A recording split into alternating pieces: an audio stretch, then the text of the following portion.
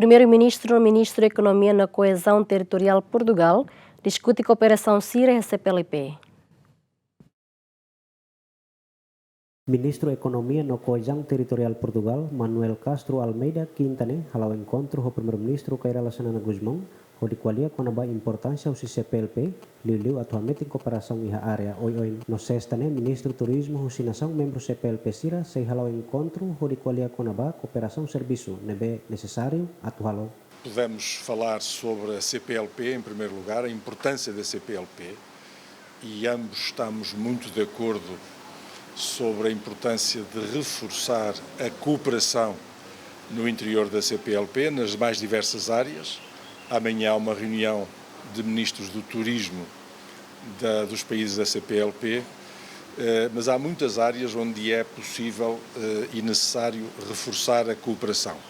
E depois também falamos sobre Portugal e sobre Timor-Leste, sobre o rumo que cada um dos governos está a tomar para melhorar as condições de vida dos respectivos povos e das formas de podermos colaborar, designadamente em termos de formação profissional, porque Portugal tem falta de mão de obra, Timor-Leste tem alguns problemas de desemprego e a formação profissional pode ser um caminho adequado para uma boa cooperação entre os dois países em benefício de ambos os povos.